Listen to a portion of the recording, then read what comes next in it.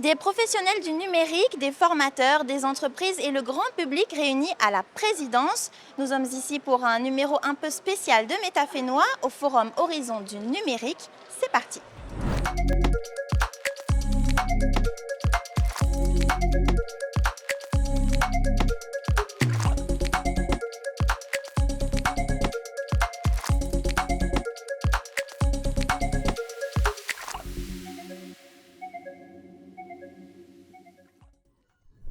Heimana Yaorana, Yorana.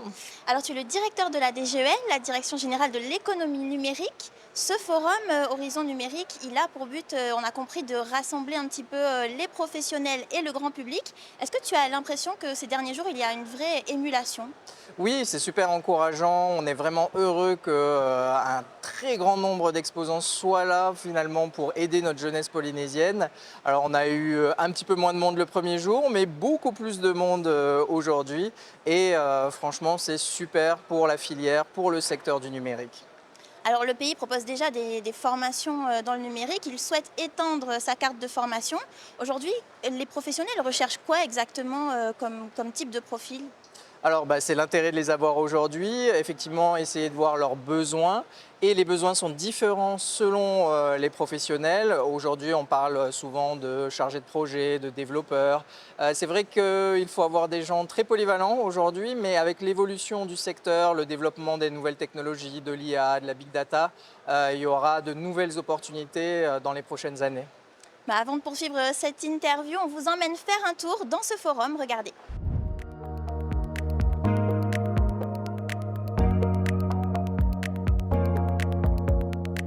Nous sommes une entreprise de conseil basée uniquement sur de la cybersécurité. On fait de l'audit, du pentest, de l'accompagnement aux dirigeants. On s'occupe également de la fonction RSSI, donc responsable sécurité des systèmes d'information pour les entreprises. On a quelques clients étatiques, quelques clients dans le privé. Et aujourd'hui, notre rôle, c'est de protéger les entreprises des cyberattaques. Après, on a l'avantage des séries comme Mister Robot ou ce genre de choses, où les jeunes voient la cybersécurité comme les hackers. Et du coup, ça nous permet de vendre notre métier en leur expliquant réellement comment ça se passe sur le terrain et que c'est pas uniquement une série télé avec un mec à capuche et son PC. Aujourd'hui, il est possible de se former à nos métiers, mais pour une première étape du parcours de formation, il n'y a pas encore aujourd'hui de réelle spécialité cyber, comme on peut voir des masters spécialisés en cybersécurité à Tahiti.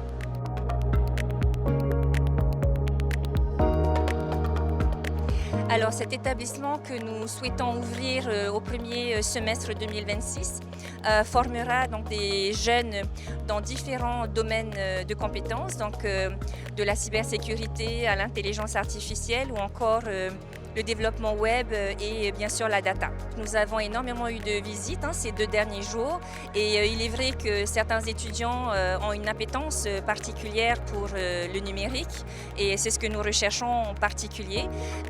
Et d'autres étudiants se cherchent encore, c'est tout à fait normal, notamment les étudiants de seconde. Mais là, nous avons entièrement notre place ici dans ce premier forum du numérique et cela nous permet d'interagir avec cette jeunesse et de pouvoir informer de l'ouverture de l'école en 2026.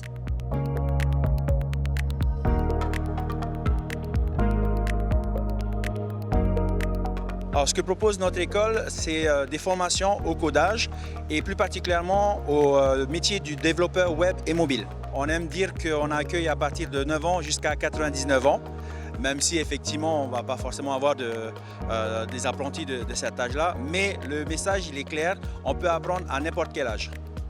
Alors c'est important d'apprendre à coder, non seulement parce qu'aujourd'hui il y a une pénurie de développeurs, il y a un besoin énorme, non seulement en Polynésie mais dans le monde entier pour créer des projets, donc on est en recherche de compétences.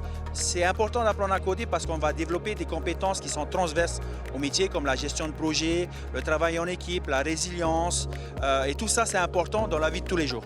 Alors parmi les jeunes que j'ai reçus, effectivement j'ai ressenti une certaine appétence, une appétence sur le numérique, mais surtout un questionnement sur ce qu'ils vont faire plus tard. Et est-ce que le numérique est un enjeu réel pour eux plus tard?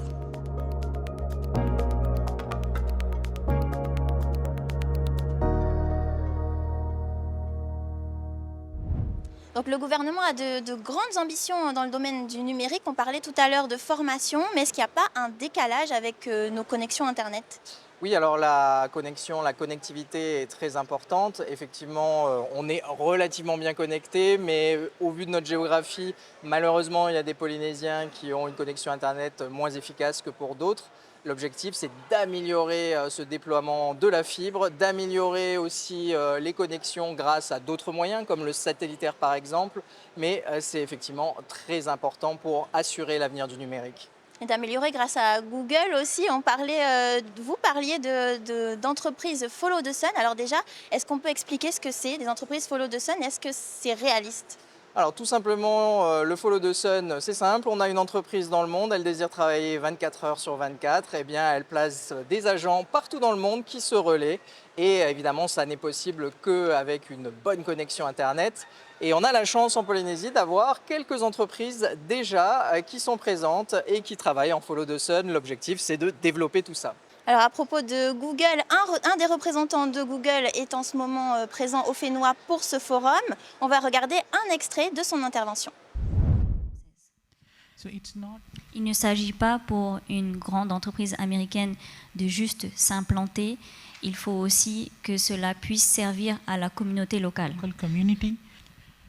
Donc les deux choses que nous voulons vraiment prendre en compte, c'est l'écosystème et la culture, parce que nous les respectons. Et donc, nous respectons aussi l'environnement et nous nous assurerons de pouvoir installer ces câbles avec ces considérations prises en compte. Donc, un câble sous-marin, on ne le pose pas que pour que tout le monde puisse regarder des vidéos YouTube. On peut apprendre le codage, on peut faire des choses qui sont utiles pour la société. On peut améliorer la santé en ayant accès à des docteurs et de la médecine à distance. Et ainsi, la stabilité d'Internet sera bien meilleure. Et on peut soutenir des services et des entreprises en France, mais depuis la Polynésie. Chrono Moana et l'ensemble des câbles qui vont être installés à partir de cette année, ils vont avoir principalement deux effets techniques. Le premier, c'est de sécuriser notre connexion à l'international. Aujourd'hui, nous avons deux câbles qui nous relient à l'international, Honotua, Manatua. On l'a vu l'année dernière, hein, on a eu un incident, il y a eu un petit blackout pendant quelques temps, on a été coupé du monde, les gens ont commencé à paniquer, il n'y avait plus Facebook, il n'y avait plus Instagram.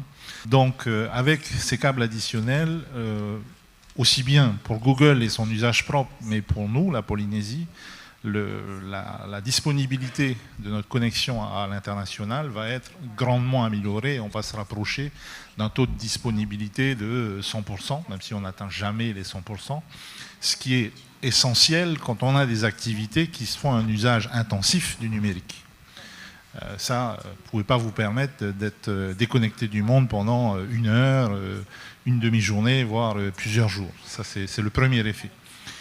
Le deuxième effet, c'est une augmentation des débits à l'international. Aujourd'hui, les câbles qui ont été installés chez nous, ils commencent à avoir le poids de leur âge. C'est important pour des gens, pour des écoles, c'est important pour des industries comme la production de jeux vidéo, la production 3D, pouvoir exporter et récupérer des données de grands volumes rapidement, pouvoir être connecté en direct. Tout ça, c'est essentiel et donc c'est ce que va, au plan technologique, apporter ce nouvel écosystème autour des câbles Google. Alors, tu as pris la direction de la DGEN il n'y a pas très longtemps. Tu viens du domaine du droit. Comment est-ce que tu mets ces compétences au service de la DGEN? Et puis, une autre question un petit peu. Donc, Google arrive.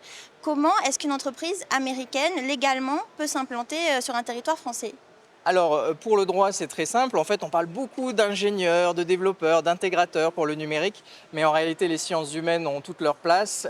Par exemple, le code des postes et télécommunications, donc l'ensemble des règles qui sont présentes dans le domaine, eh bien, ce code, il faut qu'il suive la technologie, donc il faut le mettre à jour et les compétences juridiques sont utiles. Pour revenir à Google, les grands groupes internationaux qui viennent s'installer dans différents territoires vont très souvent créer des entités dans ces territoires et c'est certainement ce qui va se passer pour Google. Merci Heymana d'avoir été avec nous pour cet épisode de Métafénois au Forum des métiers du numérique. Bravo. Et puis merci à vous de nous avoir suivis. On se donne rendez-vous la semaine prochaine. En attendant, restez connectés.